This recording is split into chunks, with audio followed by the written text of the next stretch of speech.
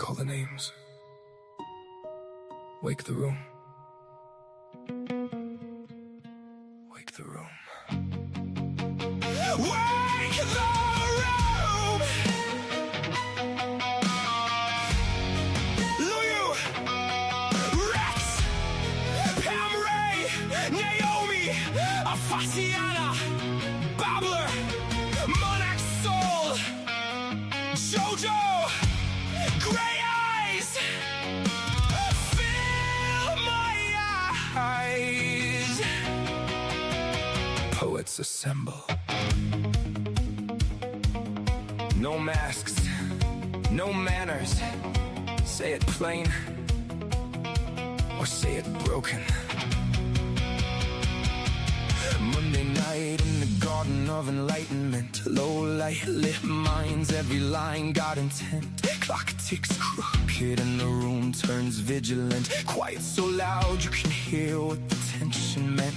Then it slips after midnight, manners get murdered. Nice little masks get cracked by a word or a murmur. Twisted Tuesdays twist truth till it turns on its heel. Clean cut faces go strange when the dark gets real. You can feel that shift, that slick little slip when the grin stays sweet, but the eyes don't sit. Like the room grew ribs, like the walls grew ears, like the hush got hands and it's pulling you near. And the words don't rest, they press. Put a heel on the chest, leave a dent in the breath. Every line like a knock from the back of the brain. Like you came in one shape, you won't leave the same. Late night poets, where the room leans in, where the sharp gets shown in the soft dough dim.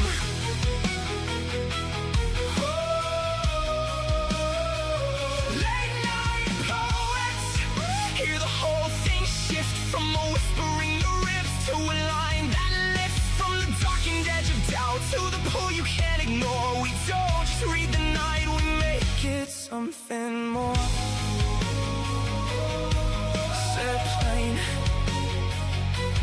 say it broken. Late night poets, Wednesday breaks, parts in the park, sink down the spine, half halo, half hazard, both hands in the light. In the yard, a seduction walks soft through the smoke. Silk on the tongue with the blade in the joke. Books and bards wakes dust in the depth of the shelves. Old ghosts lean out and start naming themselves in a craft and sullen up the ache. Gets a voice, pain stands up straight and makes silence a choice. Then break on through when the devil gives way, when the masses sink but the pulse says pray. Echoes in the dark, go hunt the fear. That thing with no name starts ringing in your ear. Say it, say it.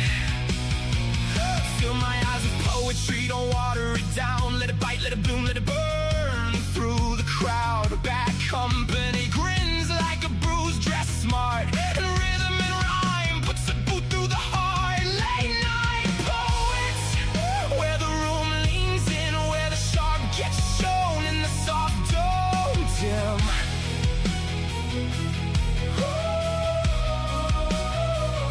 Late night poets, hear the whole thing shift from a whisper in the ribs to a line that lifts from the darkened edge of doubt to the pull you can't ignore. We don't just read the night, we make it something more. Say it plain, say it broken. Late night poets, some come shattered, some come slick. Some speak honey with a blade in it. Some sound velvet, some sound wire. Some walk in low and take the room higher.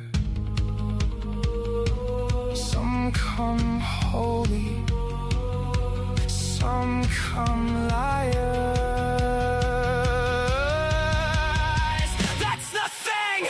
This ain't filler for the dead space, no. There's a pulse with a pen, this is blood with a nickel. This is breath to the backbone, ink for the crown. Live mics, live nerves, truth laid bare in the round. This is the beautiful mess, the bruise and the bloom. The line that cuts clean and makes a little room. Late souls, wide eyes, all nerve in the dark. A room full of hearts beating hard through the dark. Wake the room, wake the room. Late night poets, where the room leans in, where the shark gets shown in the soft dough dim.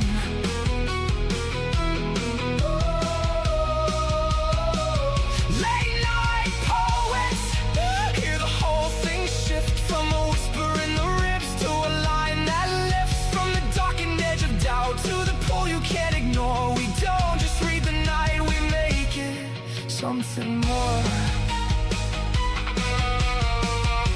Late night poets, when the clock slips past polite, we tell the truth. LNP, we love you.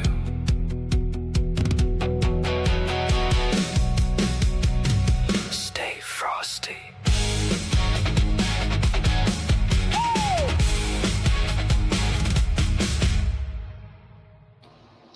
Hello everyone, and welcome to Twisted Tuesdays with the Twisted Sisters. And you never know, maybe a twisted mister or two. Hope everyone's having a great week, and I hope you have an even better week to follow. Hey Pam, what's happening? Hey Phil. Oh, not much.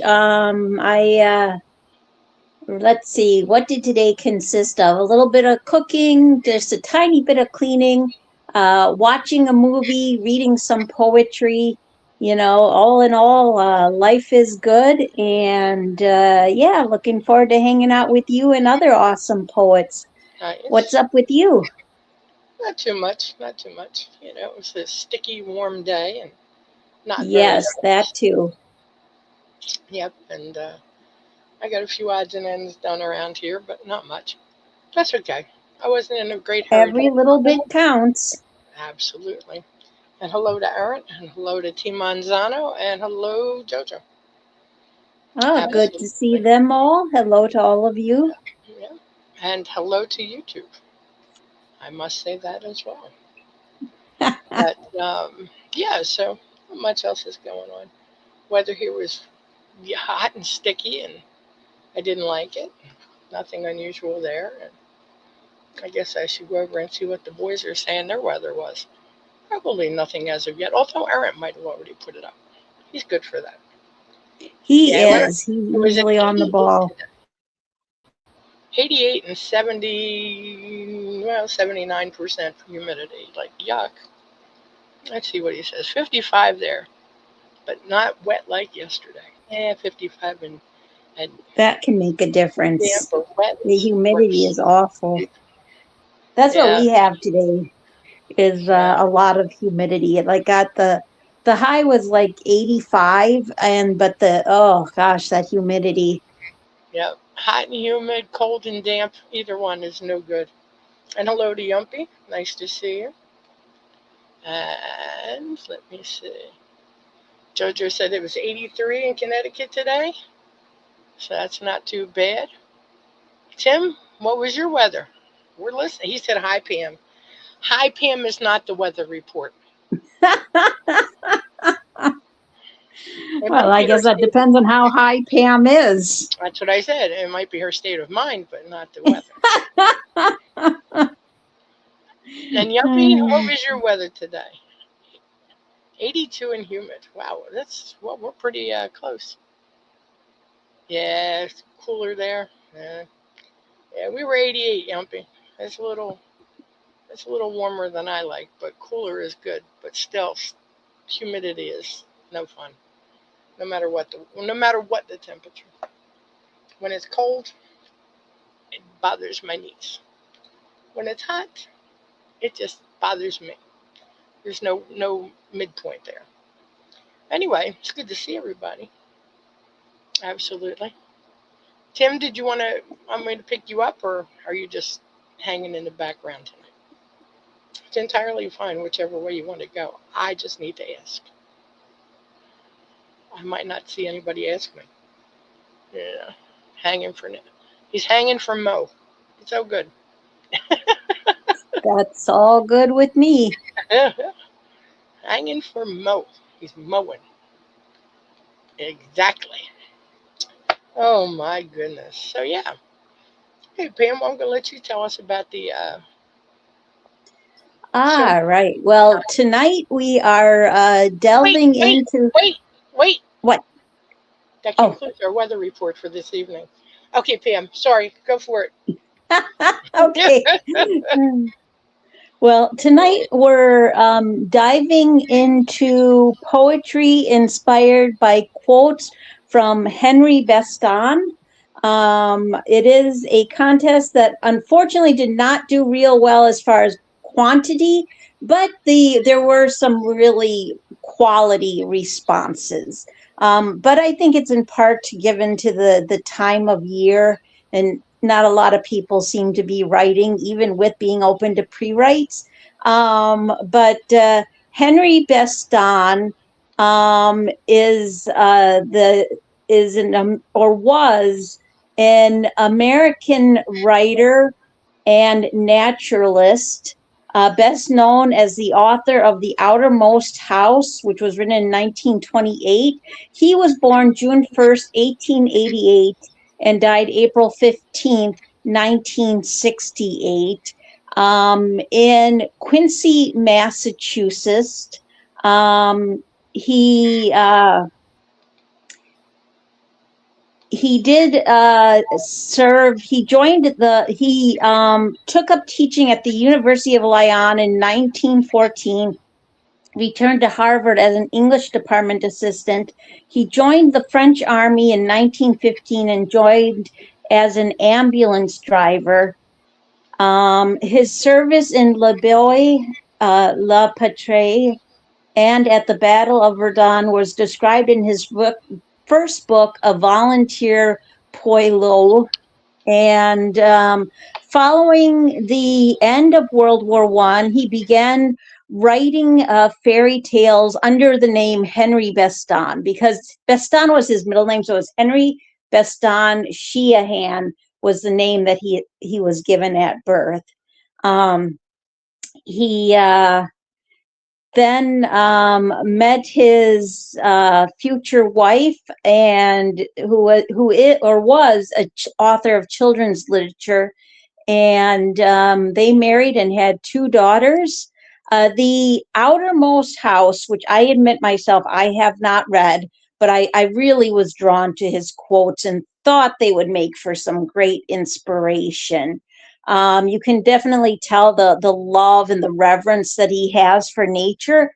But the Outermost House now is considered a Cape Cod nature literary classic. It was written after Beston spent what he called a year of life on the great beach of Cape Cod.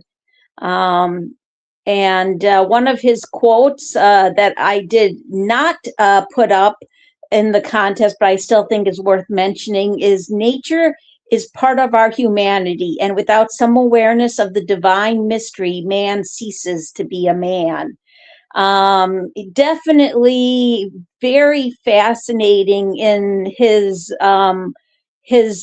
love for nature and his spiritual sense of nature. So I would like to eventually read some of him, but I don't know if I'll get around to that. But yeah, I mean, if anybody hasn't ever read him, he is someone that it looks like he definitely would be worth checking into.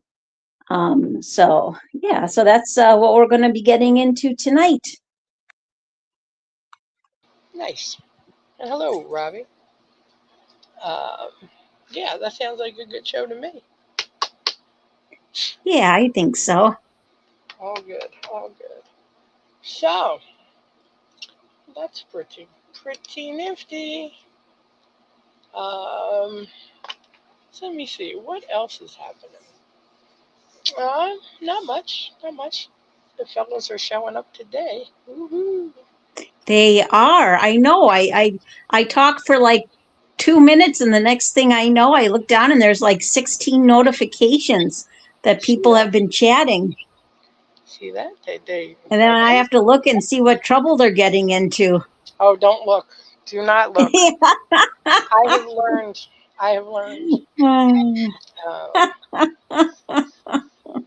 Oh my goodness. No, so oh my. See? If you look over there now, you see just what I mean.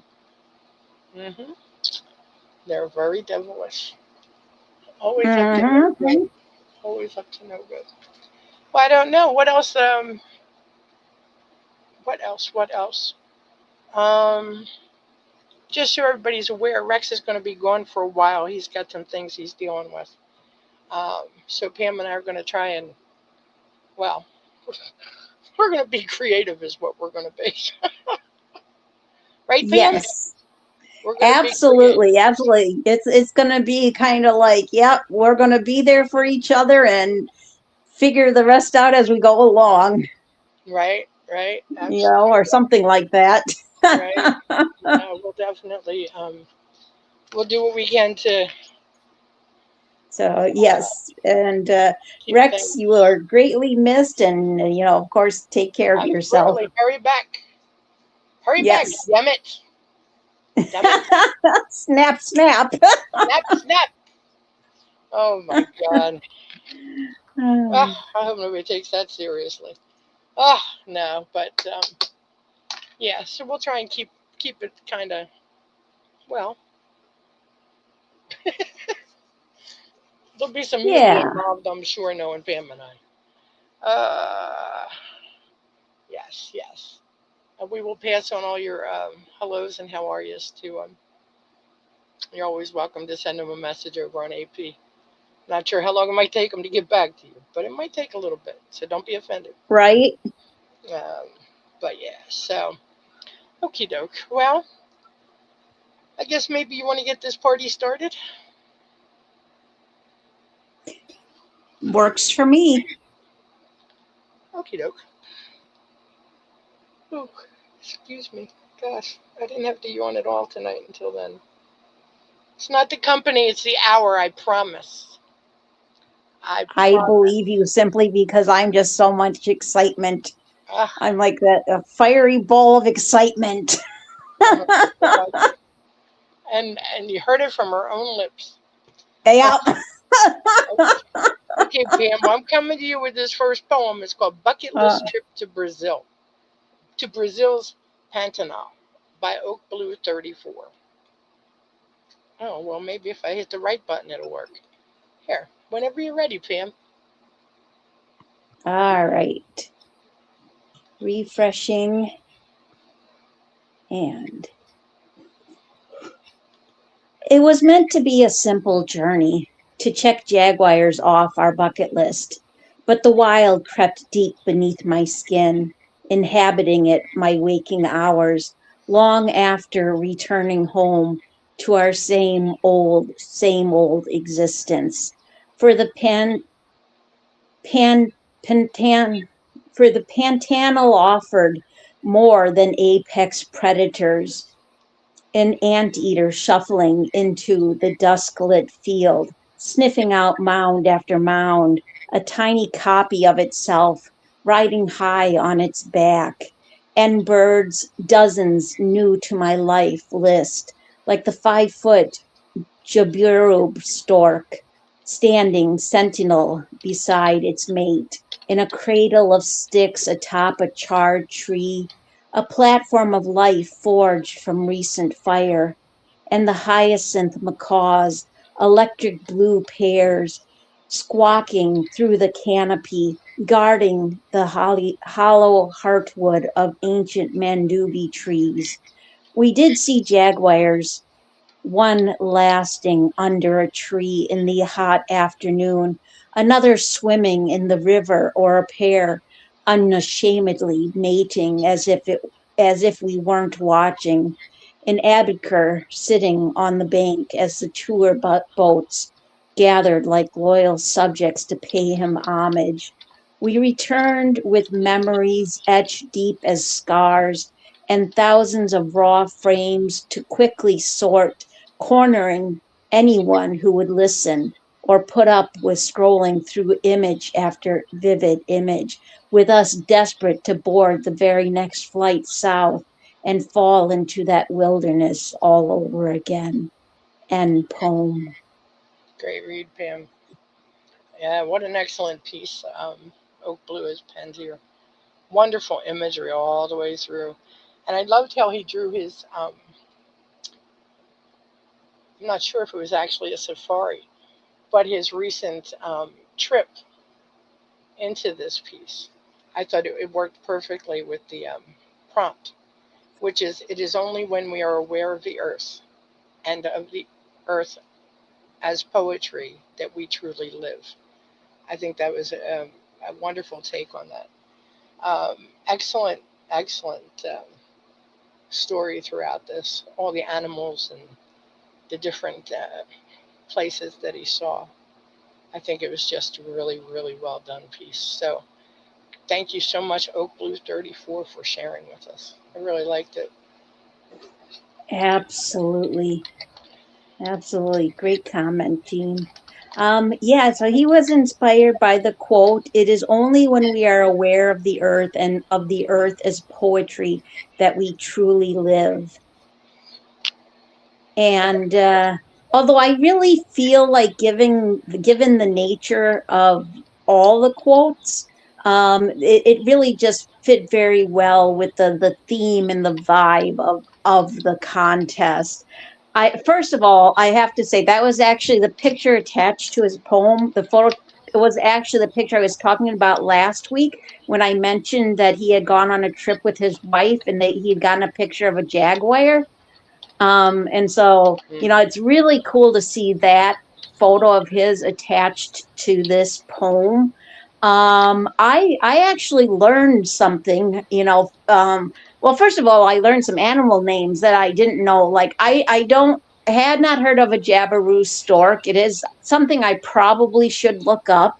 I it's interesting to see that hyacinth macaws, not macaws. I butchered that. Are an electric blue color. Like I would think they would be red, but apparently not. But the thing I really learned is I did not know that anteaters carry their babies on their back. But that does make sense because quite a few animals do. But I don't know what I expected that baby anteaters did, like just kind of tiptoed behind mom and dad. Um, but this, oh my goodness, this has such wonderful imagery throughout. I told him that, like, if I would, how nice it was that he could check this off his bucket list. And if I had gone on this trip and taken all these pictures, I would definitely be cornering people and making them look through my photo album. It's just, oh my goodness, how fortunate to be able to get out there in the world and really experience being part of nature. Very well done by Oak Blue 34. And are you hearing me all right, Jean? Well, you cut out a little. I don't think you're hearing me so good sometimes.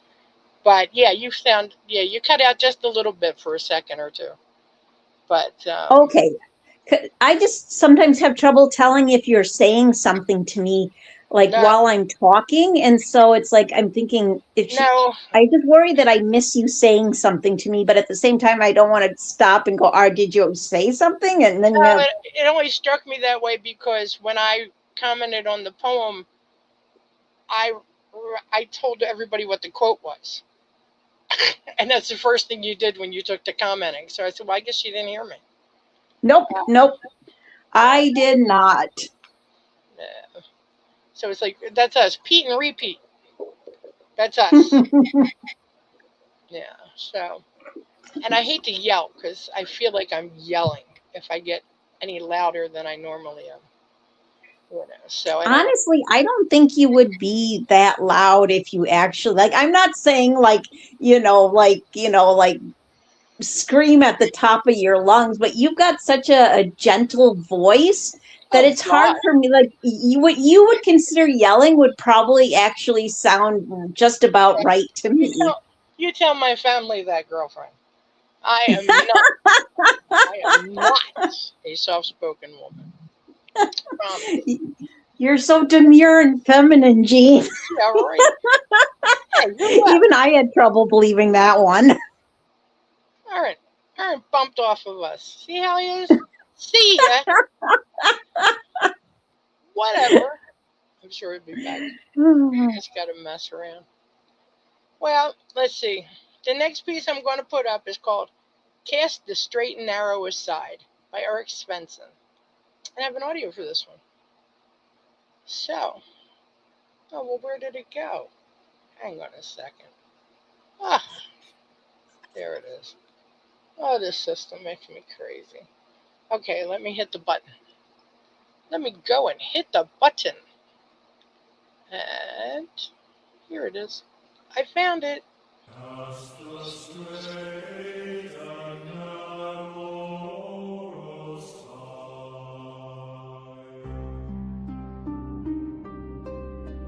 Walking on stilts, tilted or straight, will avoid mud-silted sludge, ensure your disconnection, incarceration from the fecund soil that shaped you.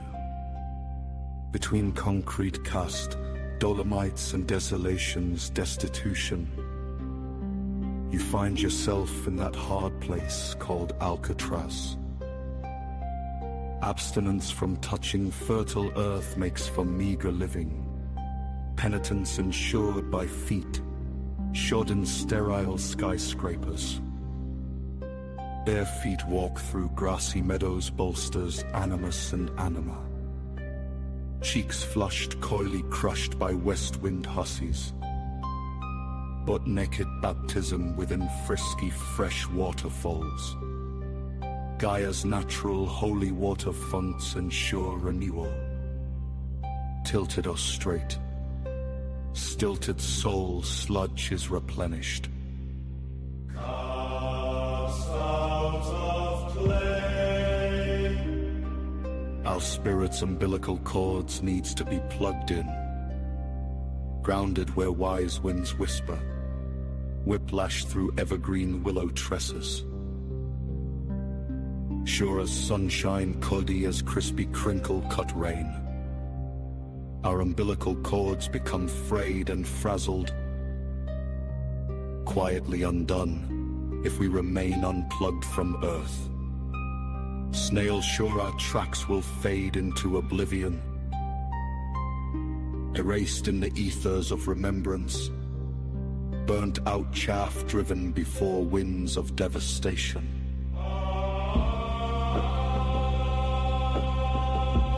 Cast the straight and narrow aside. To touch earth is to taste divinity. Dance in dawn, presence morning matins. Dowagger dusk counter pains with vespers. Land is lord, master and mistress. With electric eel compulsion, driven by pneumatic precision, disrobed from all creature comforts. Invite Gaia's to once again cloak you with her pearlescent skin, for the earth and the fullness thereof ensures that your silver soul cord remains intact.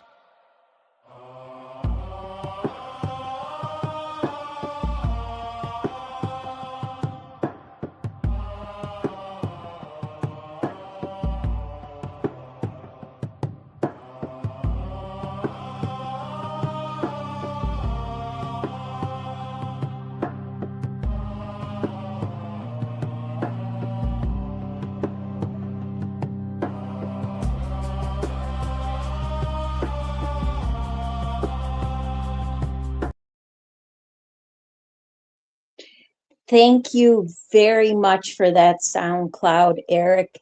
It is greatly appreciated. Wonderful choice of music. I have to say that the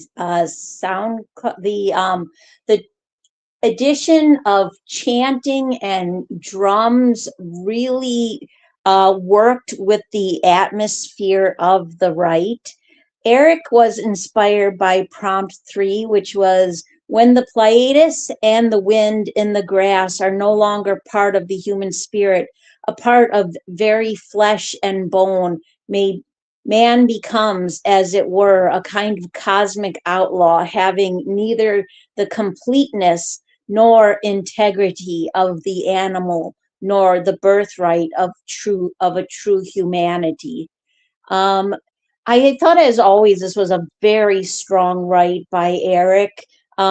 brilliant imagery and metaphors. It was visceral. It was hard hitting. It speaks in a way that is beautifully dark and ancient of the spiritual power of nature. The idea that we need to, it offers a reminder that we need to reconnect with Mother Nature, that we need to seek her spiritual guidance. And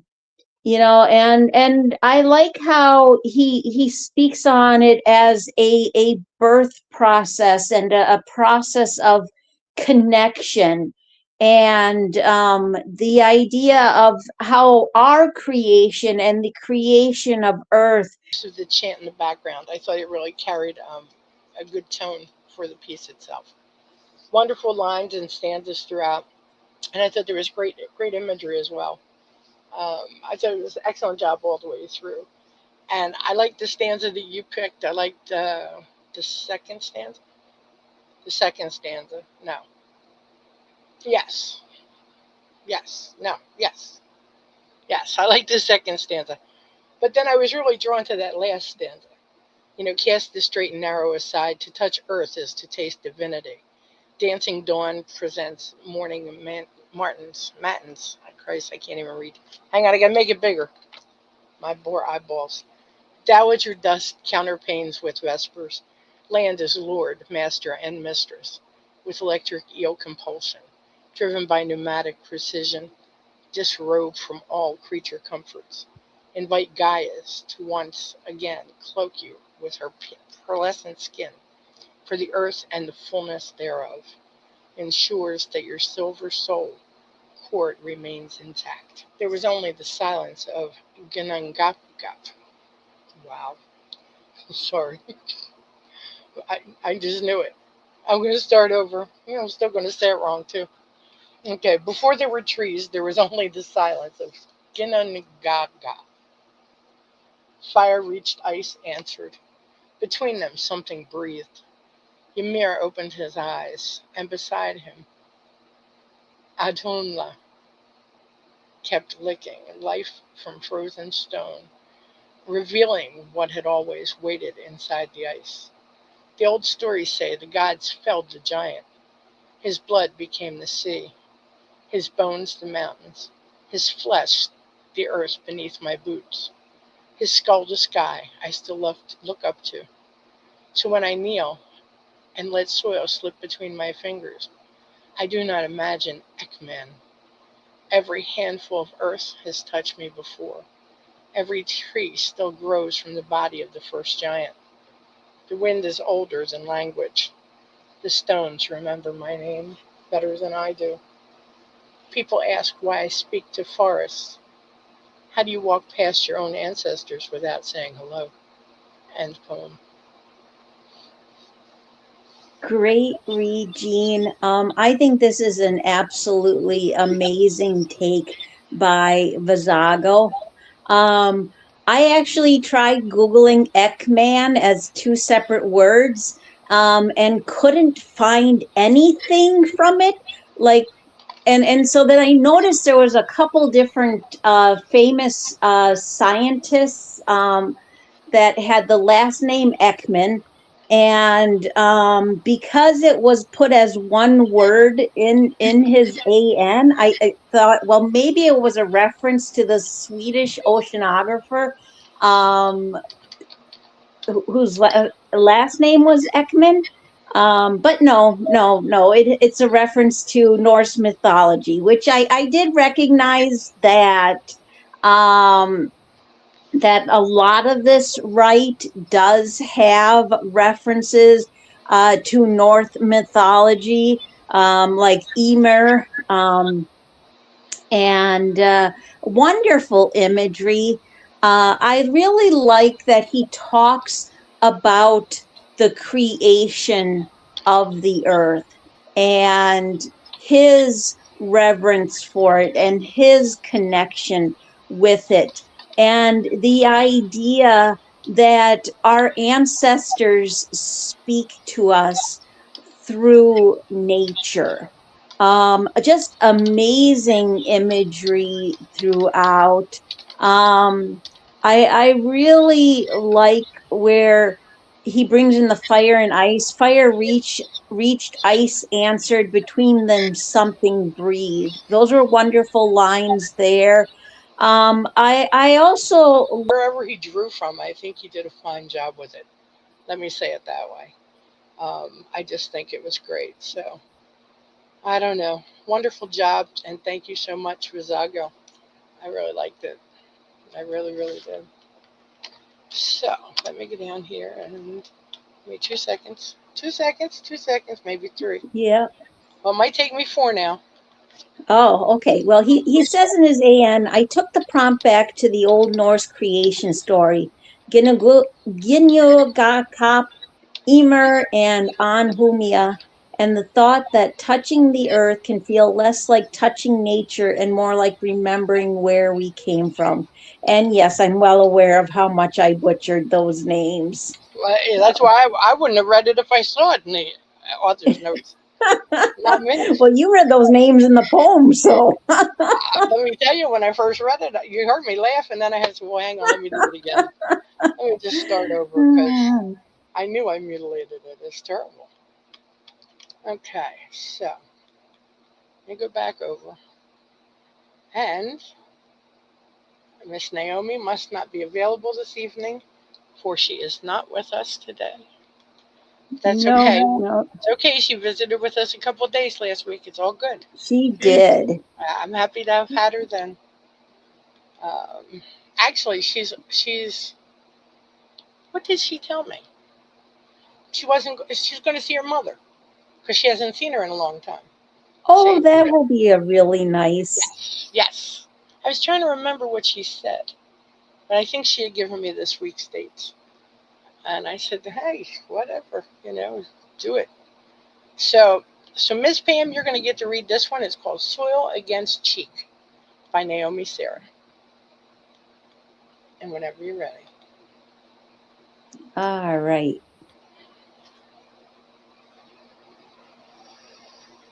Soil Against Cheek by Naomi Sarah.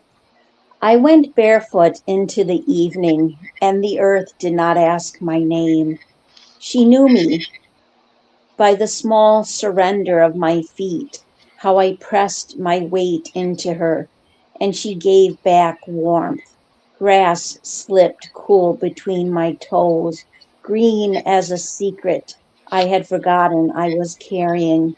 The wind moved through the pines with the dark resinous scent of rain, and somewhere beyond the hill the sea kept breathing, salt, mineral, ancient, its enormous blue body turning beneath the last light. I touched a stone, still holding the afternoon. It was rough against my palm, sun warm and grainy, and suddenly I understood how little we know about tenderness. Not everything that loves us has hands.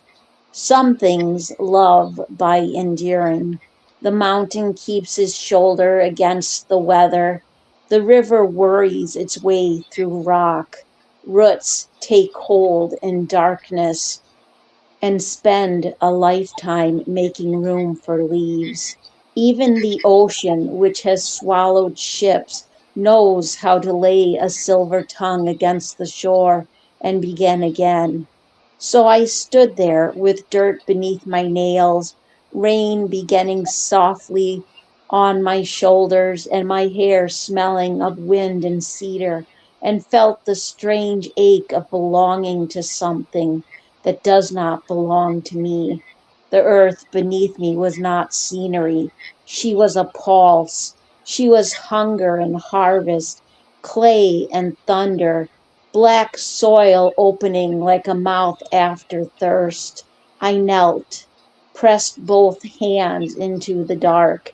The soil was cool beneath my palms, softening where my fingers moved, finding the little lines in my skin as though it had been waiting for them. I closed my eyes, Rain gathered in the hollow of my throat. A blade of grass brushed my wrist. Somewhere close, a bird shifted in the branches, and for a moment I stopped being separate. No woman, no body, no name I had to carry, only breath, the slow warmth of the ground, the scent of wet roots, the small, damp heartbeat of something growing beneath me. I lowered my cheek to the earth.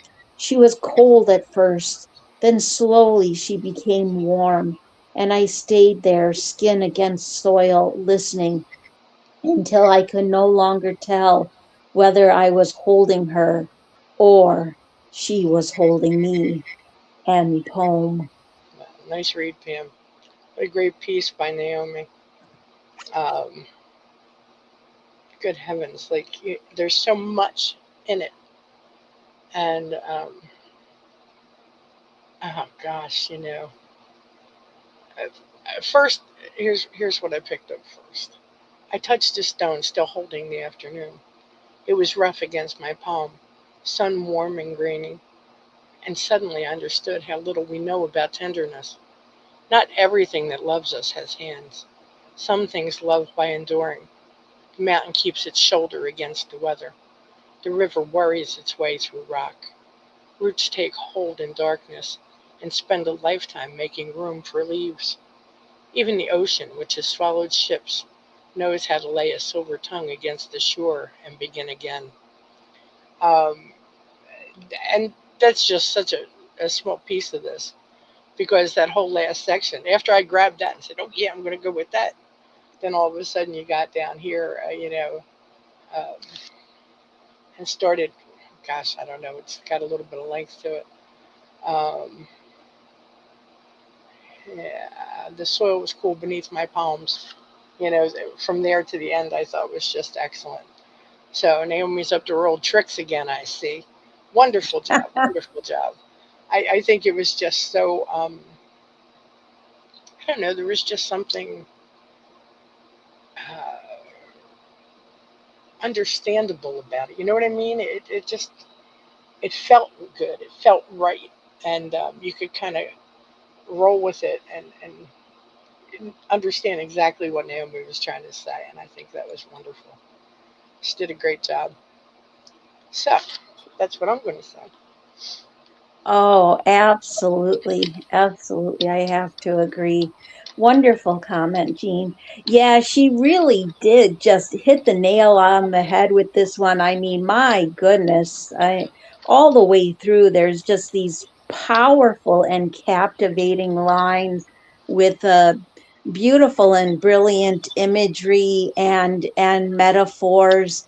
And I like how she speaks on the loving spirit of mother nature, and how we need to develop this spiritual connection, and realizing that nature is continuously offering us love and grace that we don't necessarily deserve, that we think we are the ones who have all the power, when really it's born from nature. I too really liked that part about not everything that loves us has hands. The part about the stone makes me think about when my son was little and he found this little stone and picked it up and said, "This stone has been waiting its entire life for me."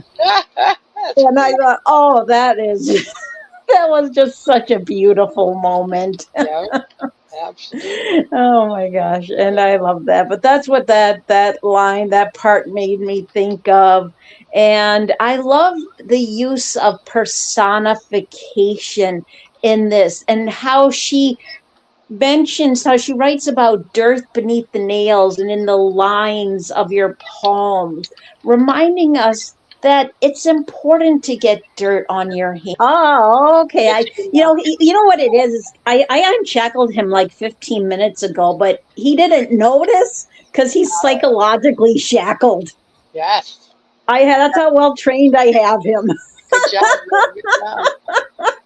That's the trick right there. Mm-hmm. Oh my goodness. That's funny. Too funny. Yep. Absolutely. Okay. Well, the next piece that I'm going to put up is called Animals by Julie Buck. So let me put this up over here.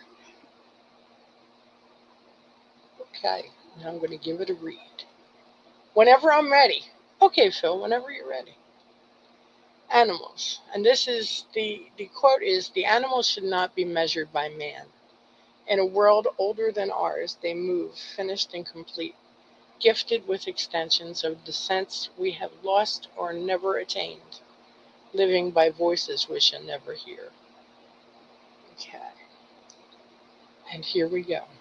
Man believes he's on top of the food chain. That very well may be, lest he be in the ocean, and sharks and whales may beg to differ. Animals have instinct incomparable to humans, making the animal stronger, smarter, and able to live in an order by design that us silly humans refuse to acknowledge. Whether man accepts this fact matters not to the mystic beast driving amongst the planet. Animals walk, fly, and swim past and above our limited understanding. Their suffering is silent, their joy is quiet, and their deaths accepted. Mankind is over-demanding, prone to defend and to riot, as is to be expected by such fools known as man. Animals give and receive affection to and from other animals, no conditions. Man, very selective as to who or even if will display love, which is partly why animals reign supreme, way far above. End poem. Great read, Jean. This is such a great take on the chosen prompt by Julie Buck. Really thoughtful and heartfelt lines. I like the bite she puts in this, which she so often does with her poetry. I like how she writes about the writes on the importance of animals and how they have pure spirits and unconditional love, which is something sadly much of mankind is lacking. I was intrigued by the beginning with man believes he's on top of the food chain. That very well may be, lest he be in the ocean, and sharks and whales may beg to differ. I was intrigued by that because if you think about it, it is rather fascinating because honestly, except for the fact that they can't come on land, sharks and whales could kill us a lot more than they actually do. You know, like it's interesting to think that such apex predators actually, for the most part, leave us alone. And so, you know, I found that a part I was really drawn to. I also like near the end where she says, mankind is over demanding, prone to defend and to riot, as is to be expected by such fools known and as man. Animals give and receive affection to and from other animals, no conditions. You know, it's interesting how there's, you know, like we have the potential for so much emotional intelligence within ourselves.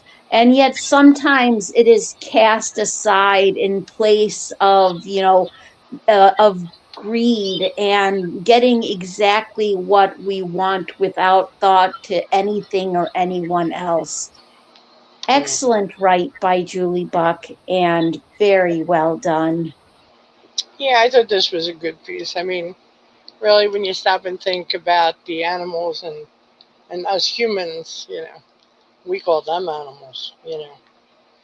They've got it all hands down. I mean, they, except for you know uh, hunting for food, um, they really do lead a somewhat peaceful existence. Um, I mean, they hunt so they can survive.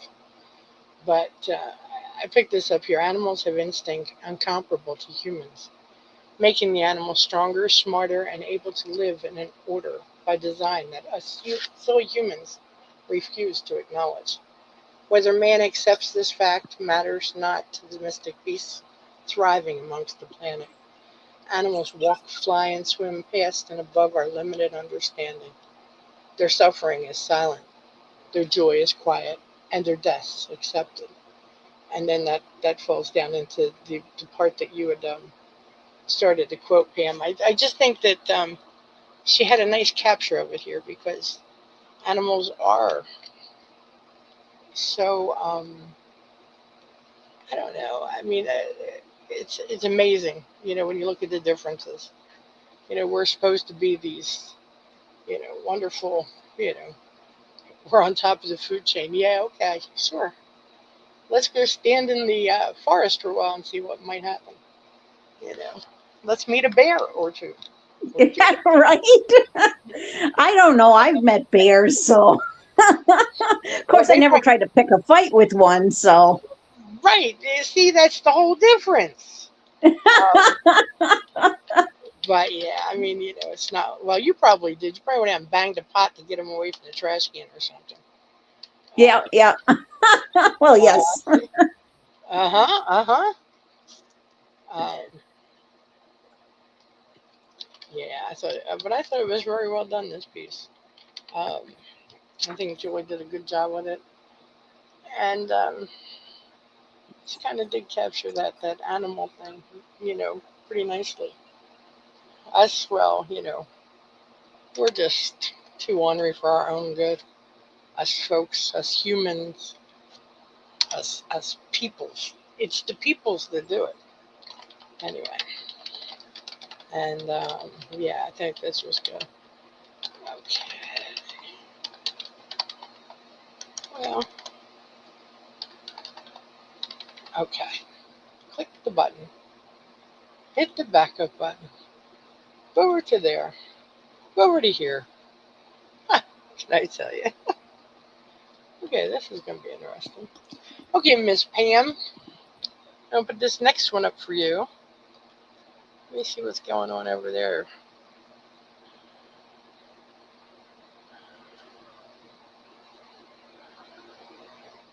Yeah, don't poke the bear.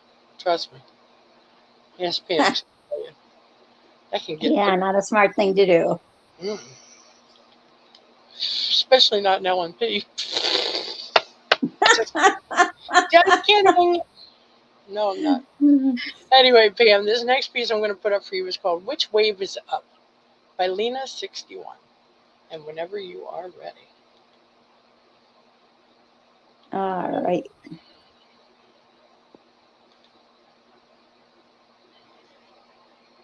Which way to seize a sanguine mystery, a pocket of potion within the ocean, but blood hasn't reached the bay. To shore, cliff, rock, sand, ensure to mix the malted sandy shake with some kind of salty lotion baked to make it stay. Then it washes out west, confessions to seize the day, gravity swash and swallow the world an organ of history, a sovereign unit within the galaxies, spread lunar tunit, edit, sync, and play, transmit, transmission. Lifetimes will ask to connect, but pass the signal still eternities away. Does that mean blood really is thicker, or is water more sacred? When waters blessed blood, sanguine kinship, ship of sin, Which way? The vast body of her is so plain, so weathered and veined, her mountains and valleys to the surrounding tropical tourniquet tundra, traversing the whole of her, latitudinal lines, longitude, round the way, the vice of her enemy, decisive, divisive, no friend to me, my earth, clutched between heavens and the sun, volleyball back for fun, vice grip hold and iced lip injury, reverse roll back and forth, planet Earth, the number three planetary, the bastard sun, home alone with no name. So if blood is what makes it stick, add the honey and make it thick, sweet enough to attract the bees, buzz around while they frolic, pollinate, and play, nourished enough, feeling full, full of feeling, no more famish, my family, orbit the moon and circulate, foster faith, keep brewing phosphate, mossy mineral dew, the finest hue of cobalt crystal blue, nutrient nutrition. I don't owe a fee. I already paid tuition. So which way? Don't ask. Just wait until you feel it's your turn. Then stop. Right, right, and learn. Left, and lean, crooked. Surrender to fate. So which way? Just listen to the waves crash and you will know compass connects connection with compassion and relax, no more regrets, just unprovoked innovation, hope no more greedy debt, let it wash undertow, tow it over and reset. End poem. Nice read, Pam. Yeah, this is a great piece. Wonderful lines throughout. And let me see. Switch way, just listen to the waves crash. I don't know if that was the end of the poem or what that was. But it says, which way was inspired by Henry Beston's description of the sea as the heart's blood of the earth. That image became a seed of my question. If the sea is earth's blood, what makes blood sacred? Is it kinship or is it water, which crosses boundaries, nourishes, and connects? I think she did a fabulous job with the prompt and the thoughts thereof. Let me look. Gotta get going way up there. It's a long way up. The sea is a sanguine mystery, a pocket of potion within the ocean, but blood hasn't reached the bay. To shore, cliff, rock, sand, and shore to mix. The malted sandy shake with some kind of salty lotion, baked to make it stay. Then it washes out west. Confession, to seize the day. That's not really the exact place I wanted to pick up, but it'll work because I think that they're I loved her. What do I want to say? There's a certain kind of personification I think runs through this piece, and then I think that her imagery is striking. I think striking would be a good word. Because all of a sudden she'll say something and you kind of go, yeah, and it kind of hits you just right. Wonderful lines throughout. And I think there were some great questions asked too throughout that made you stop and kind of think a little bit on what you've just read. And I think that was great. Yeah, very well done. It was a good piece and much enjoyed, Lena. So thank you for sharing with us. Well done. Great take on the prompt and enjoyed. So nice job. Oh, absolutely. Absolutely. I have to agree. Great comment, Jean. Yeah, I thought this had powerful lines. really hard hitting, amazing imagery and metaphors, and a nice gentle use of alliteration.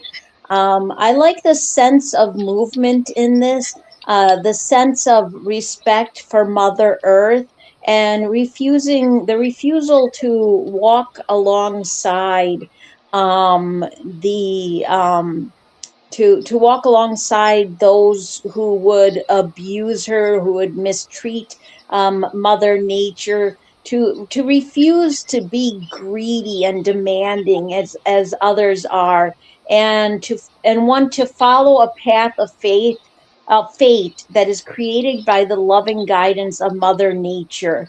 Wonderful lines throughout, but I especially like orbit the moon and circulate, foster faith, keep brewing phosphate, mossy mineral dew, the finest hue of cobalt, crystal blue, nutrition. I don't owe a fee, I already paid tuition, so which way, don't ask. Just wait until you feel it's your turn, then stop, right, and learn left.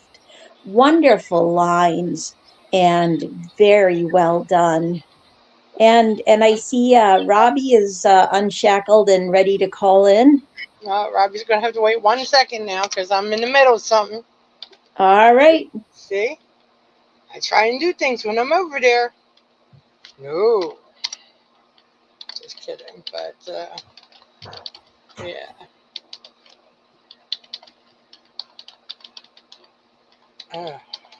Okay. I'm on my way.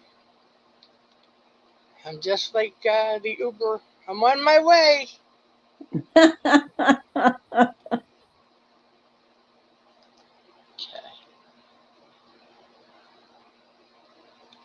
There we go. Uber Gene. Uber Gene, that's Hey, right. Robbie. How's it going? Pretty good. It takes 15 minutes for me to get circulation in my wrist once I get unshackled. So sometimes it takes a while before I get the call in. Yeah. Yeah. They've had their fun now. You know you don't call in before 11 o'clock, Robbie. Now, come on. Don't be BSing me. You can tell that to somebody else, but you can't tell it to me. I know. Tell him, Pam. That's right. See? I got backup.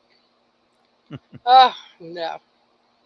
Okay. Well, in that case, since Robbie is here, he can read the next poem. And Okay. then I will pass by. This one is called Nyctophile by Lady of Letters. So, whenever you're ready, Robbie. Okay. I'm just going to have to... where is it? There we go. It's in the room. Yeah. You know how it is? You have to refresh every time now. All you have to do is find the room. Yeah. Uh-huh. First light, so Nyctophile. First light is the hour that stirs the most attention.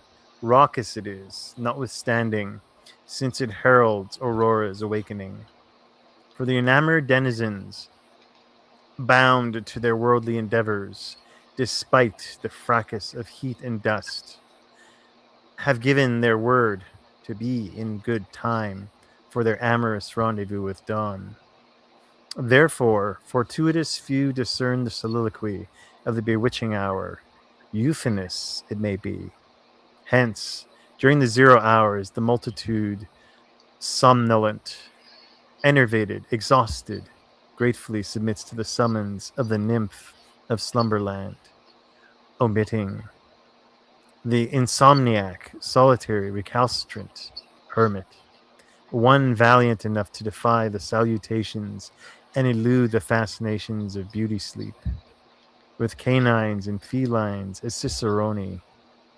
She, bearing an illuminated surge, observes Luna being engulfed, oftentimes, by the nimbus, while scanning the ether for the minuscule, incandescent luminaries, scintillating in their celestial domains, uncaring of the silhouettes cavorting nearby. unheeding the reverberations of rivulets close by, unmindful of rugged altitudes, unlearning the eternal truths, so as to assimilate perceptual impressions. She is on a mission to permeate a realm that is singular and enigmatic, yet galvanic and riveting. To enter a sphere that is peculiar and cryptic, yet hypnotic and captivating. With an eye to behold a panorama that is fantastic yet fabulous to behold. The solitary rover promenades through the shadowed avenue to dissipate into the caliginous mist that enfolds. Wise to it she is, that Nyx is, not an unfathomable primordial abyss to be eschewed, nor a tenebrous forbidding labyrinth to be circumvented. She dwells in a cosmos where umbra and penumbra dictate, where quietude rustles and tranquility whispers. She is sovereign. She is the sovereign of a citadel where inscrutability and obscurity reign, where enigma and mystique hold sway. This is her sanctum, where she pays obeisance to moonlit emanations. Veiled it is, and shall remain so. From those who never forsake soul's kingdom. End poem. Great read, Robbie. Great read. What a wonderful piece on night, or the depths of night, I should say.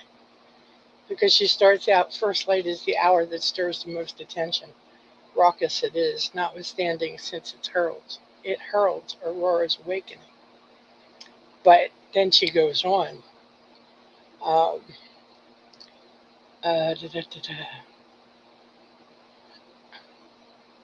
Where does she start? I know she leads into it. I mean, just the title itself.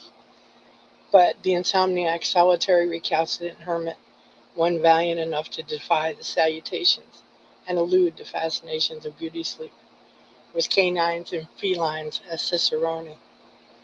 She, bearing the illuminated surge, observes Luna being engulfed, oftentimes, by the nimbus. And she just speaks in so many different ways about the night, and the morning, but more so about the night, the silhouettes, the dark shadows, and what have you. I really felt it. She really captured this nicely. Yes, wise to it she is that Nyx is, not an unfathomable primordial abyss to be eschewed, nor a tenebrous foreboding labyrinth to be circumvented. She dwells in a cosmos where umbra and penumbra dictate, where quietude rustles and tranquility whispers. I don't know. I just think that this is a great piece with so many great lines. Wonderful use of words throughout. Wonderful word choices throughout. Without a use of words, what is poetry, right? But really, really well done. And really enjoyed it, Lady of Letters. That's a new name to me, so hopefully we'll get to read more from her as time goes by. So, excellent job. And Robbie, do you want to go next? Because I think Pam stepped away. Okay. I know she did. I just don't know if she's back. Mm-hmm. Yeah, this reminded me so much of Clark Ashton Smith. He's one of my favorites. Even the title, Nyctophile. Clark Ashton Smith had a lot of titles like that, like with file at the end and that sort of thing. And this has the same sort of darkly cosmic feel. Dark, kind of more like, not dark like spooky or dark like menacing, but kind of like steeped in the night, that kind of a feel. And I love that kind of tone. And it had the same sort of cosmic feel to it. It's a very specific feel that Clark Ashton Smith has. That's a mix of things, and I think this captures that feeling to a T, and I love it for it. And I'm definitely gonna look at more of her work, and I'm gonna mention Clark Ashton Smith to her. But overall, again, it's just as Clark Ashton, there's like a story element to this. It feels like a story, but kind of like a poetic story, you know. It's somewhere between like story format and poetry, and it tells the story in a way that it's kind of a little more intangible, but you still get very much a sense of what's going on. And it's kind of almost sort of not quite operatic, but kind of a very grand scope sort of story. But it's told in a way with elevated language, but not like language that's like you feel like it's going to go on for like say 10 or 7 more pages.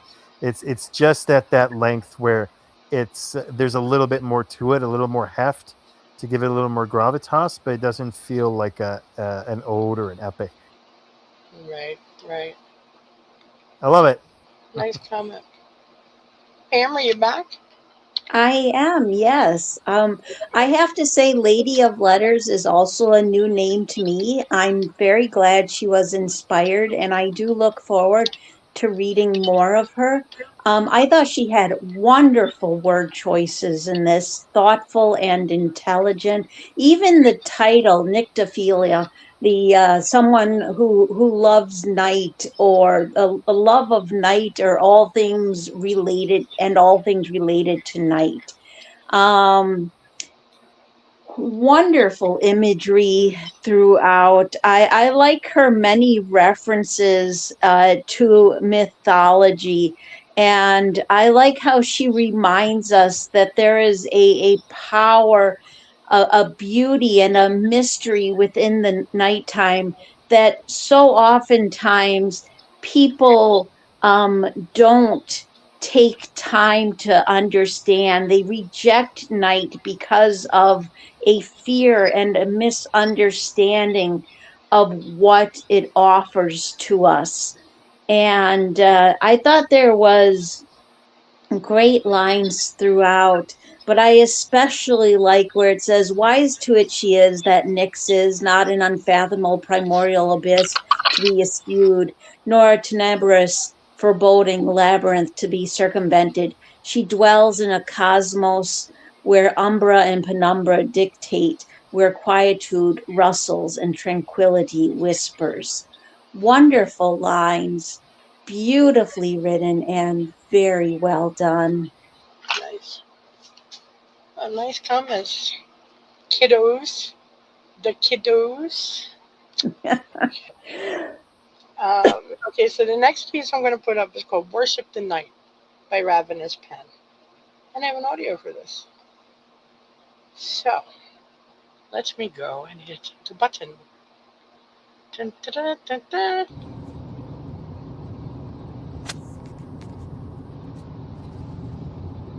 No doubt the filling of fields so daffodiled at dawn spawns joy in common senses fulfilled, like intertwining tweets at twilight trilled by sparrow and lark, which spark the marrow's chill.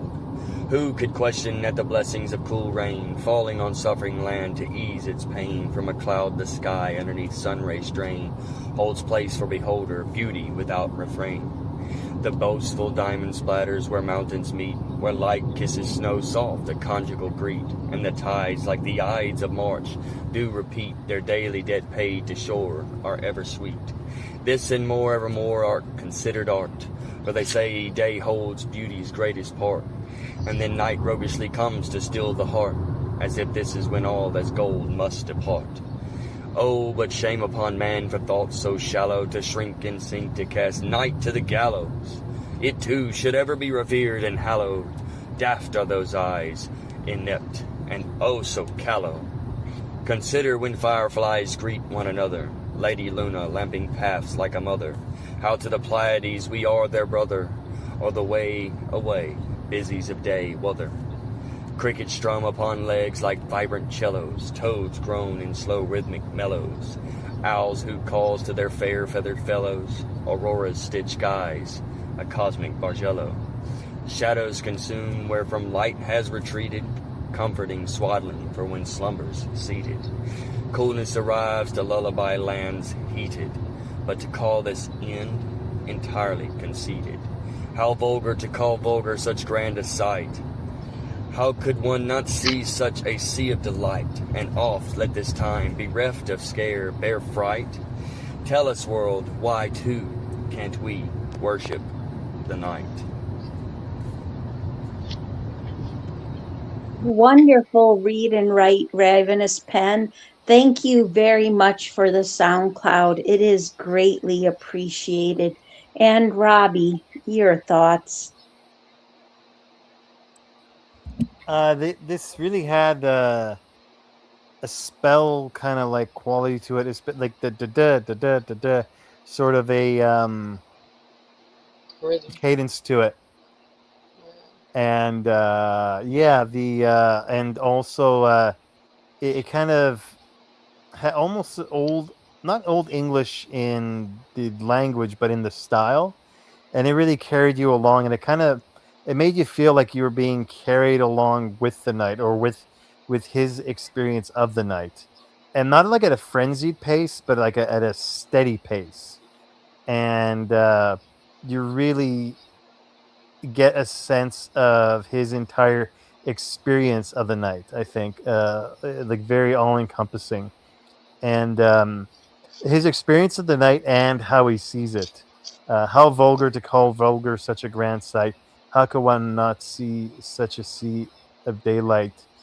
And it's interesting to see him cap off the poem at the end with mentioning daylight and how it comes off in opposition to the night.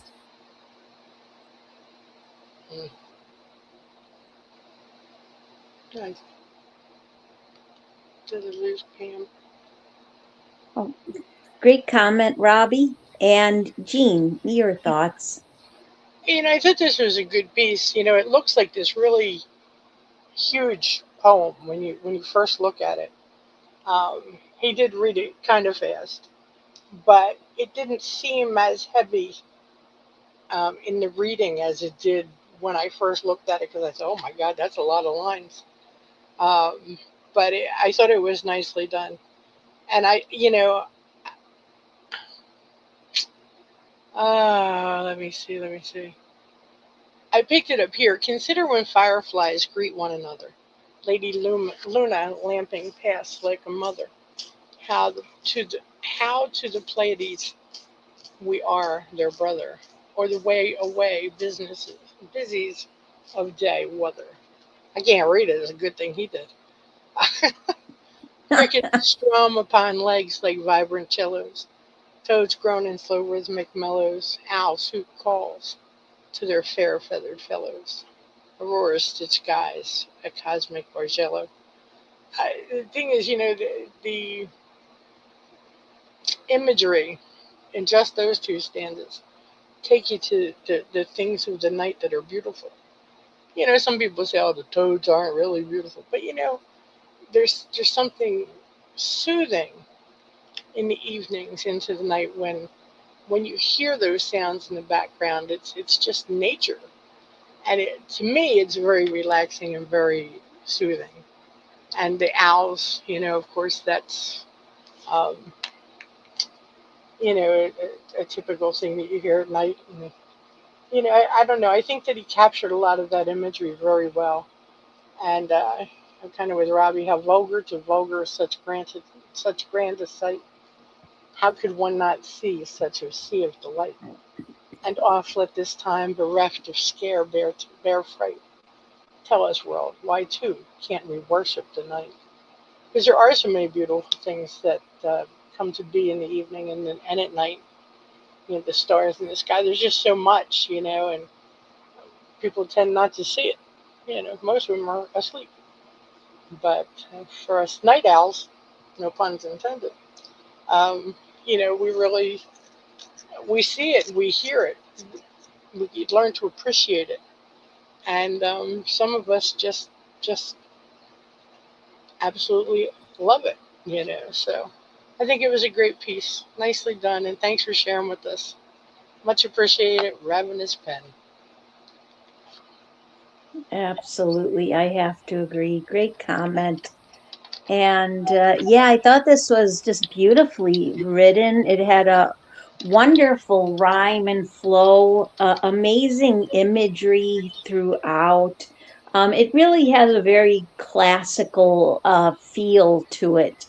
I like how he speaks on in a pays homage to nighttime, the beauty and the power within it. And you know how some people are never going to truly understand, truly even they don't even want to try to understand all the beauty that is within the nighttime. I think this is such a treat for the senses and great lines throughout. I do especially like the boastful diamond splatters where mountains meet, where light kisses snow soft, a conjugal greet, and the tides like the itis of March do repeat their daily debt paid to shore are ever sweet. Wonderful lines, beautifully written, and very well done. Thank you for sharing this with us, Ravenous Pen. Hmm. Okay. So let me go back over and find the next one. Uh, okay. Now, Pam, I think it's your turn. I know I'm a little senile, but I think it's your turn. All right. Yes. Okay. This next piece, I'm going to have to change direction after this one. This is called Solar Concert by M. Sanantara. Or Sanantara. Whenever you're ready, Pam. Surface bathing in light, flowers, koi fish, city park, red glimmer, red light, centipede machine, the sensation of thirst, the grip of desire, a glass standing alone, oranges, your lips an addictive vitamin, and poem. And your thoughts, Jean? I, I like the piece. I'm trying to come up with the prompt here. The adventure of the sun is the greatest natural drama by which we live. Hmm. Surface bathing in light. I assume that's the earth. Flowers, koi fish. I guess this is. Hmm. Let me figure out how to word this. Robbie, I'm throwing you under the bus. Robbie's like, no problem. Yeah, yeah. I did take the snow chains off, so you should be in better shape. Okay. No worse for the wear. Mhm. Well, I'm used to shackles anyway, so it's no problem. So I have heard. Yeah. Well, with this poem, it's like every stanza is. I like when poems do this. Every stanza is its own image, and the images get chained together, sorta, into like one narrative. I'm not too sure. There's probably a word for that, but they're very. It's everything's very singular in each stanza. Flowers, koi fish, city park. That's a very singular image there. You know, you think of the park and like the tourist attraction, maybe of koi fish. Centipede machine was really interesting. I was kind of wondering what that was about. I'm thinking maybe it's like when in daytime when you see especially like a whole bunch of centipedes. Oh my god! I remember one time I saw a tree that had. Oh, we have that tent caterpillars. We get like a population of explosion of them every like 10 years, and I could like literally hear them. There's so many on the tree, and then lovely. And then the natural predators come in and just like gobble them all up. But yeah, uh, every 10 years or something like that, that's what happens. So I was wondering if it's kind of like that. I love your lips and addictive vitamin. That's that really caught my attention. And it's interesting to see that. Well, actually, and it says solar concert. And yeah, it's almost like each little image is each little vignette. I think is a better word to say it. Each little vignette, the way it comes together, it's like each one is a little note in this concert. That's like a song about the sun. I'll go for that. Did I catch the word you wanted? No. No? Okay. I mean, I think it's a You clever. needed to say about 250 more words, then maybe you would have. Yeah. No, I mean, I liked the piece. I thought it was clever. I thought there was a lot of nice imagery in it. My problem was the stringing them together, and I'm going okay, but as you say, Rob, I guess they don't necessarily need to be strung together. It says solar concert. So I assume that these are things that he associates with daylight. Maybe it is daylight. Maybe I'm just, crazy. I mean, a glass standing alone, flowers, koi fish, city park. Just different things that he associates with daylight. The centipede machine reminded me of the old time arcade game. That's what I thought of, and don't ask me why, but because the centipede machine. Otherwise, I wouldn't have kind of put those two words together. But I don't know. But I do like the imagery. As I say, I just can't personally tie them together. And like I said, maybe I'm not supposed to. Maybe it is just wonderful images that he associates. So nice piece, and I'll give it that. M. Senentara, thanks for sharing with us. Clever work. I got to give it to him. End of there.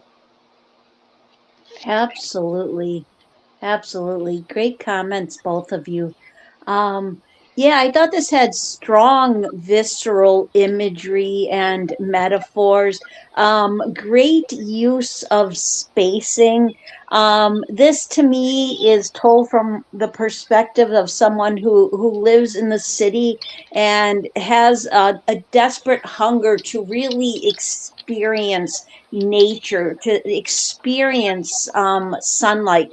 When I read the phrase centipede machine, I actually thought of a bunch of people walking together, like everybody going in the same direction at once. And it's like all those legs are basically like a representation of the legs of the centipede, moving us all forth in a very mechanical way. I like how this honors the power of the sun, the light and the life-giving nutrients.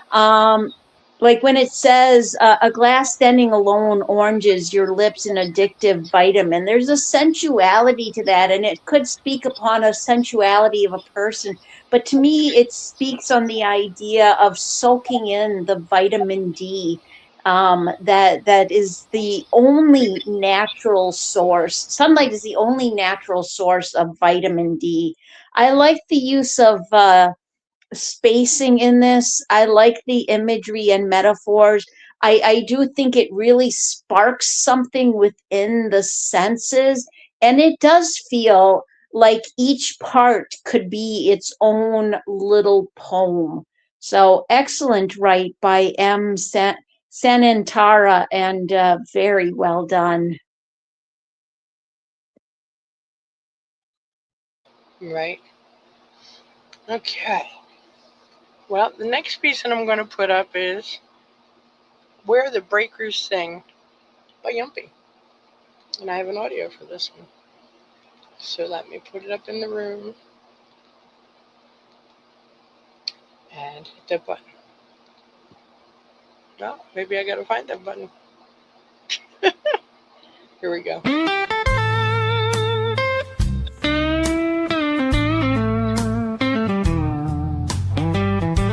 sea keeps calling from beyond the haze, pulling my soul through this watery maze. Each wave a whisper, each swell a plea. Come drift away, come be set free. I think of love, so soft, so kind, a light that flickers inside my mind. It steadies my heart when the tides run high, when shadows fall from an empty sky. The ocean lures with subtle hands, promising peace on shifting sands. But not all calm is what it seems. Some shores erode from fractured dreams. They say the world is solid ground, but I have learned it spins around. Illusions bind the heart in chains until we learn to welcome pain. To breathe is not just to survive, but to feel each moment come alive. To move, to read, to rise again. The ache of life is not in vain. Bones may break, yet still they mend.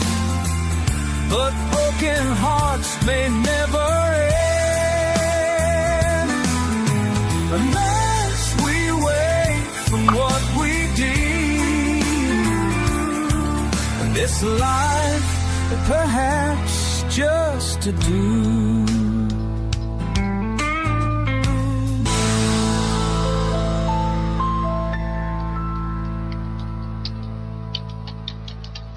Wonderful right here, Yumpy, and what a beautiful choice in music to go with your lyrics. And Robbie, your thoughts? My thought is I have to fight to sneeze. That was half a second away from sneezing. This had a wistfulness to it, and I think partly because of the genre he chose with the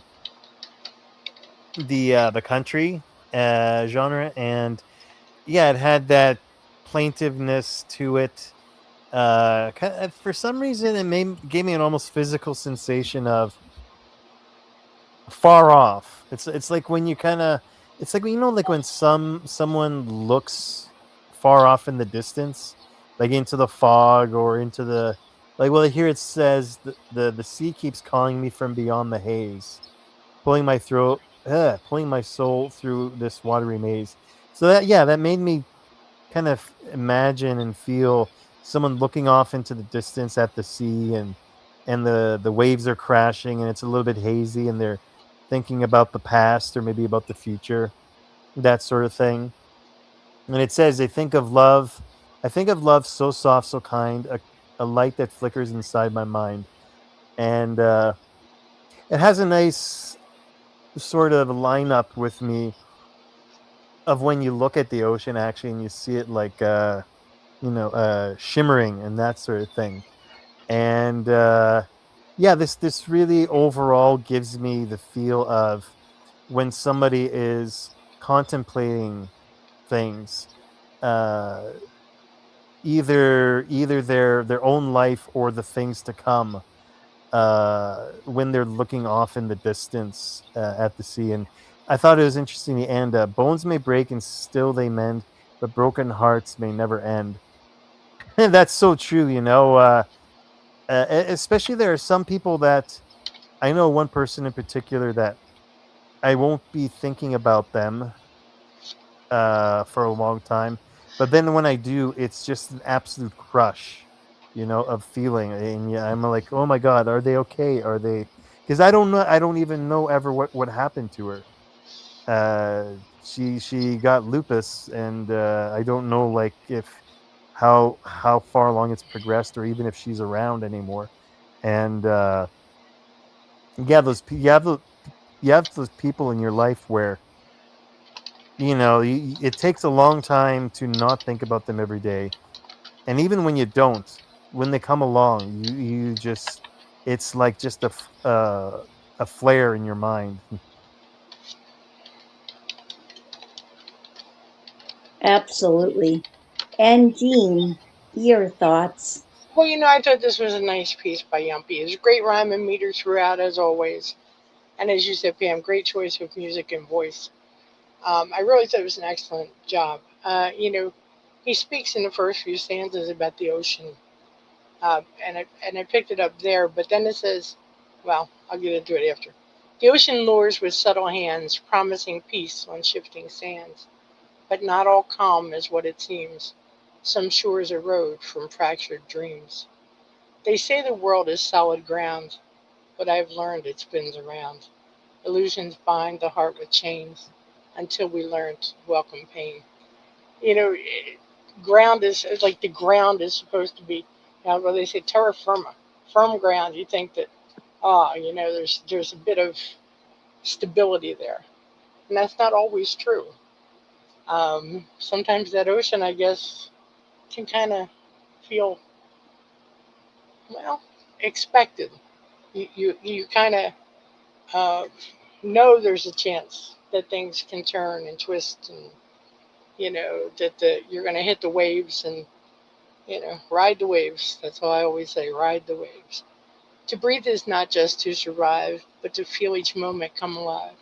To move, to weep, to rise again. The ache of life is not in vain. And there's truth to that. I mean, the ache of life is not in vain. Well, some people think it is, but each thing that we go through, we learn from it, and we carry on from there. But I really liked it very much, and I thought it was well said. So great job, Yumpy, and thanks for sharing with us. Much enjoyed.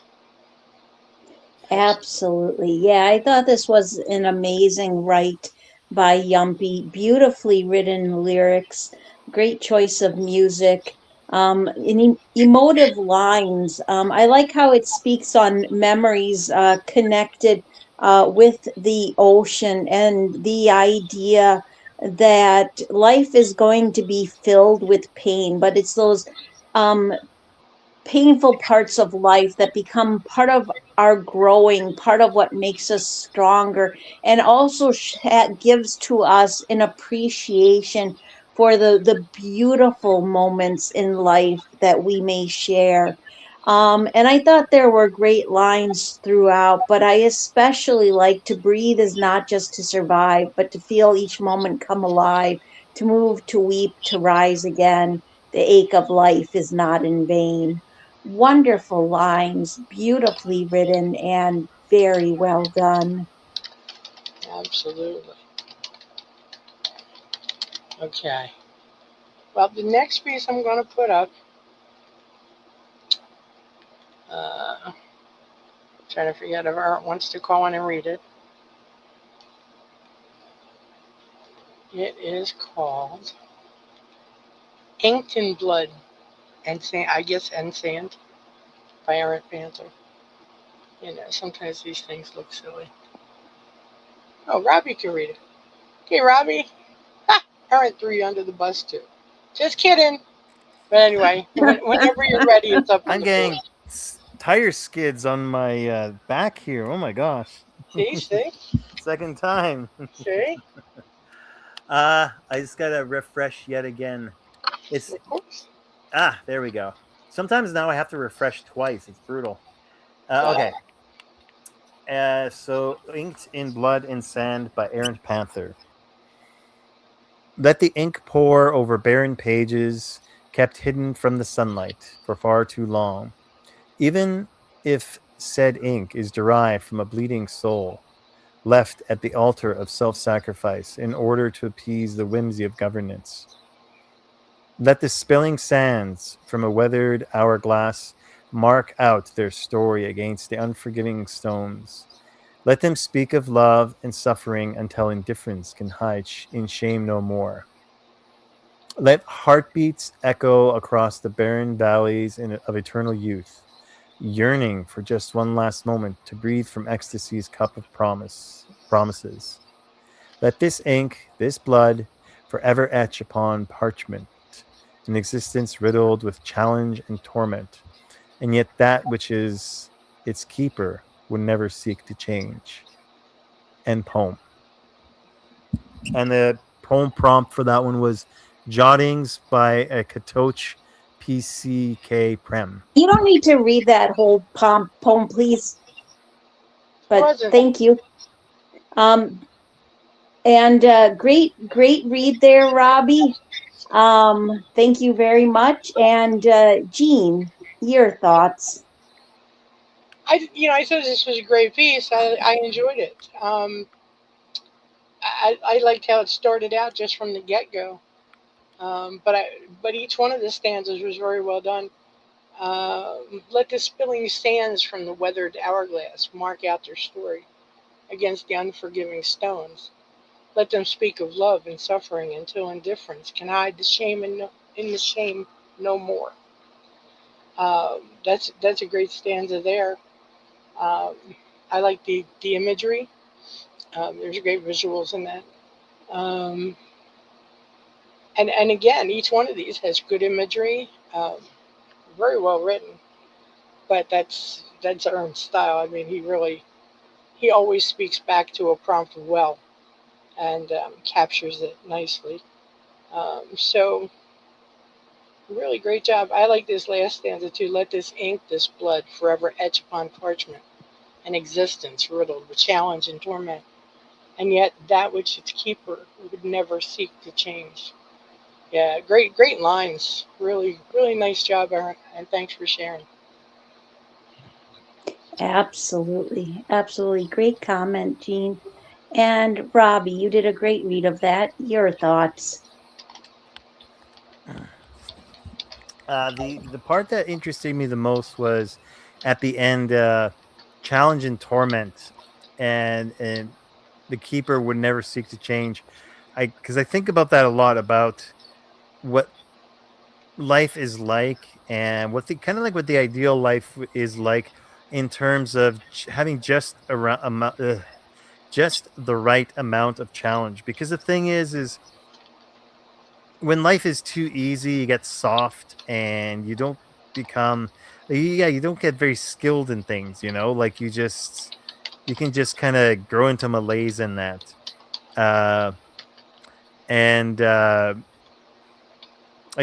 With challenge and torment, for me, torment, I kind of like go along a different word for myself personally, but I do understand what he's saying. Like when you don't have, you can't have joy without tragedy, right? And in life, and it's just the way it is. And again, life would be kind of empty if you didn't have both joy and challenge or tragedy. And I just like the way this kind of expresses poetry as the expression of that. And it does that with various images. The ink pour over barren pages, kept hidden from the sunlight for far too long, and spilling. And then you have the spilling sands from a weathered hourglass mark out their story, and that kind of makes me think of the passage of time in a sort of a very raw way, or a real way, because that's what life is like. Life passes by in a very real way, with all of its its trials and its rewards. So definitely a very real feeling poem, and without being drawing attention too much that it's so. Some poems that try to be real are kind of like they kind of draw themselves too much to. It's like, look at me, I'm being visceral, I'm being emotive, but this poem wasn't like that, so that's good. Well, absolutely, absolutely great comment. And yeah, I thought this had visceral imagery and emotive lines. In case you wanted to hear those words again. I'm just Oh my gosh. But no, I thought this was a powerful write. I love the imagery and metaphors. This was shared on the topic board, and I thought it fit with a couple of the prompts in the contest. I like how he makes the idea of writing as something that we pour so much of ourselves into, both emotionally and physically. The idea that the feelings we have become raw and exposed when they are inked upon the page, which becomes like the blood spilled upon the sand, creating a raw expression of self, showing who we truly are beneath every single word. And I thought there were great lines all the way through, but I did especially like the last two stanzas. Very well done. Mm-hmm. All right. Well, Pam, I have two more to finish out your contest. Okay. Okay, so just so you know where my head's at. Somebody's got to. Okay, so here we go, and I'm coming to you for this one.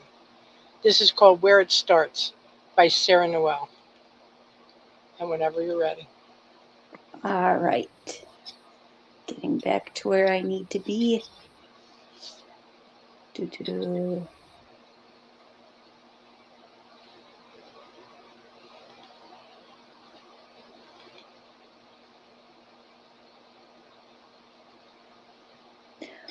Home is carved with a butcher knife, along splintering wood, molded from red clay, tumbled over to nourish a new life, folded from scraps of cloth that have been punctured by a needle, poured from a glass jar with sugar still crystallized along its silver rim, sung by little voices still learning about pride, sealed in like the fish in the pond during winter, baked like the honey bread, still steaming in a window, aged like mulberries, crushed under fingers to make fine wine.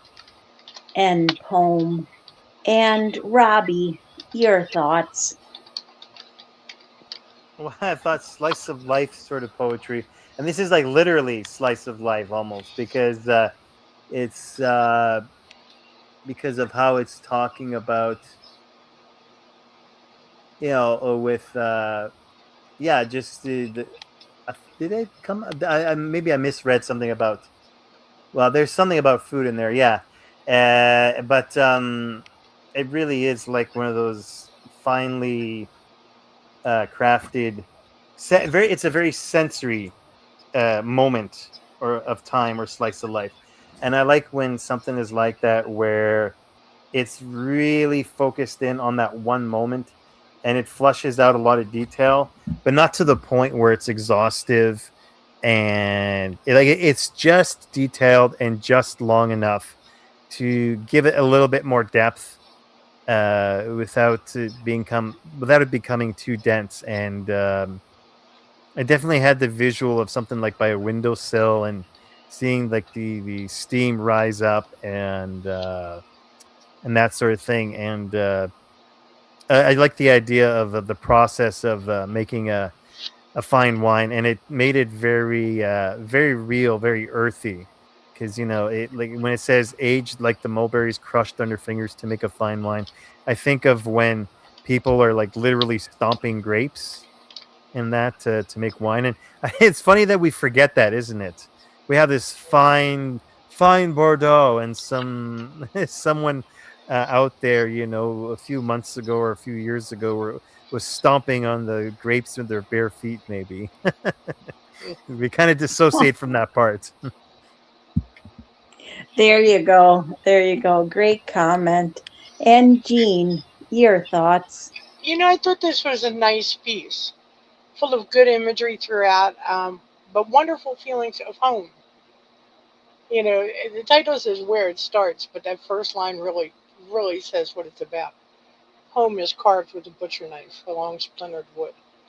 And then each one of these images following down, folded from, what is it, nourished new life, folded from scraps of cloth that had been punctured by a needle, poured from a glass jar with sugar still crystallized along its silver rim, sung by little voices still learning about pride.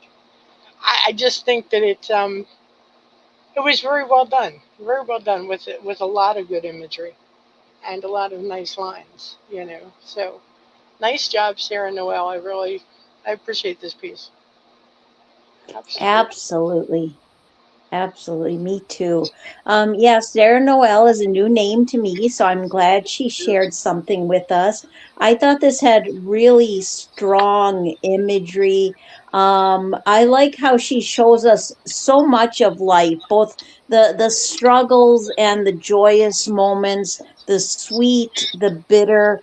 How she speaks on the idea of how much the experiences we have can nourish us both physically and spiritually. It's a wonderful write all the way through and very well done. Nice. Very nice. Very nice. Okay. And this last piece that I'm going to put up for tonight, I'm going to ask Robbie to read it, just because I can. Unless JoJo wants to go on and read it, because I know he's always liking to read Ben Hart's pieces. You're exercising your powers greatly tonight, Jean. Yes, I know. Yes. I know. I'm so mean and rotten. Mm-hmm. But I don't see JoJo around. Otherwise, I would have given it to him gladly. Mm-hmm. But anyway, here we go. He says sure, he'll call in to read it. Oh, he must have heard me the second time. Okay. So let me go and pick him up. And here we go. Hello, JoJo.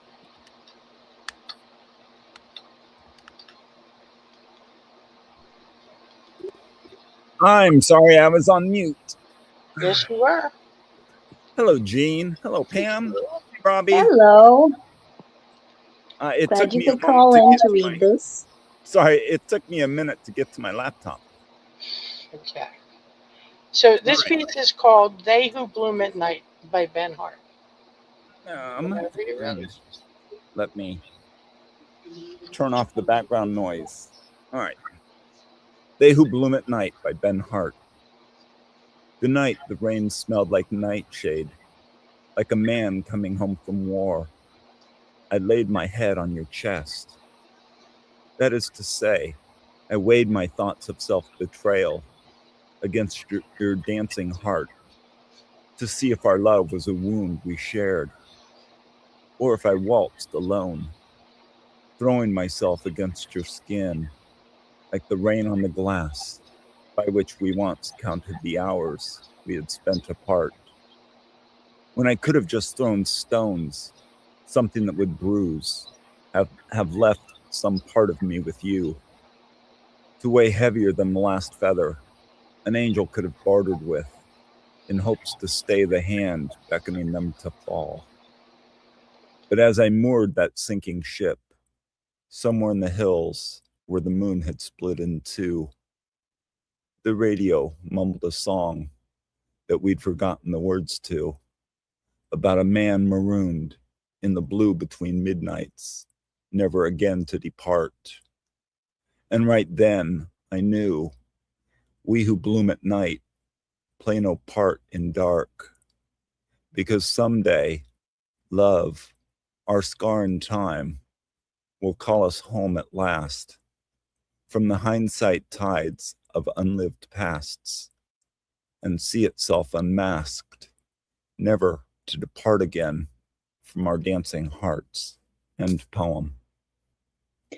Great read there, Jojo, and what an amazing write by Ben Hart. I'm glad he shared this one with us again. I thought it just had these powerful and heartfelt lines and was a wonderful write that spoke on growth that happens within the darkness of self when we allow ourselves to kind of meditate upon that. So very well done. And Robbie, your thoughts? Well, curiously enough, I got a bit of a feeling of like in Egypt, ancient Egypt, and that idea of when you're weighing your heart against the, I can't remember if it's specifically against a feather and you see if it, how it weighs out. But the idea of like, this is very much reflective of the self and weighing yourself against yourself. And it's like you're weighing your own heart against yourself to see, is your heart too heavy? Is your heart light? Which actually is kind of something that I want to play with now. But it's very introspective, but in a way to me that really focuses on, am I okay with myself or am I not? And, you know, if I'm not okay with myself, what is it that I can do to quote unquote lighten my heart? And even though it didn't go towards that, for some reason it continued to put that hook into me of the idea of like Egypt and just like whether the condition of your own heart metaphorically. And I just remember in a movie, it's something that stuck with me that, you know, someone said, you're very strong, you just don't know it. And they're kind of referring to their heart. I think they're referring loosely to their heart, but it's interesting when somebody is stronger than they know, but they don't realize it because they're so hard on themselves, right? And it's hard to be objective about yourself. Absolutely. Well said there, Robbie. Great comment. And Jojo, your thoughts? Oh, this is just gorgeous, gorgeously lyrical, I would say. I get the sense that he's weighing the relationship against, the separation, and the uncertainty too. That couplet, to see if our love was a wound we shared or if I waltzed alone, I think is one of my favorite couplets in the whole thing. So the other line that I just loved, the blue between midnights, is just gorgeous. Where's the other? Where was that other line? Or where's the other line? Never to depart again from our dancing hearts. I love the imagery here of the dancing. So the dancing hearts and that previous line I quoted, the waltzed, to see if our love was when we shared or if I waltzed alone. So I love the dancing imagery here. And then that couplet, throwing myself against your skin like the rain on the glass, is just absolutely perfect. I love that image. It's very it's not only visceral, but it's also physical, I guess. So it's throwing myself against your skin, and then coupled with the rain on the glass, really, really strong. I love it. Thanks for inviting me in to read. Absolutely. Great comment, Jojo. Wonderful show tonight. Thank you, as always, Jean, for being my twisted sister. And Naomi, you were missed. Robbie and Jojo, thank you for calling in. Aaron, T. Manzano, Yumpy, and everyone else who hung on the board, thank you. Thank you to everyone who is listening now, will be listening later. We truly appreciate you all. Please make sure to keep an eye out on the contests and topic boards put up by our late night poets, host and hostesses, because you're sure to find something to inspire. And anything you'd like to say, Jean?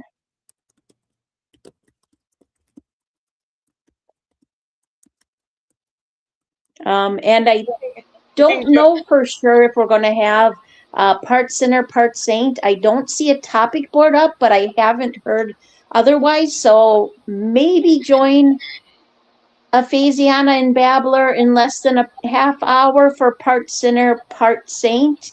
I guess we'll find out. So thank you, everyone. And Good night, everyone. have a Good night, everybody. and Oh my God. Jojo thinks he's a twisted sister because he joined us. No, you're a twisted mister. Yep. Twisted sisters with a twisted mister or two. We don't have secret desires coming out, do we? well, Oh, maybe you never know. Yeah.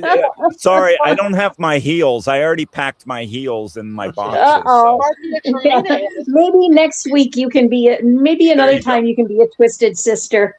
Have a wonderful night, everyone. Yumpy does say he likes your wig, though, Jojo. Hmm. Just so you know. Just me asking one word. That's all. Oh my God. Okay, I'm out of here Bye. before I get in trouble. Bye-bye. Good night.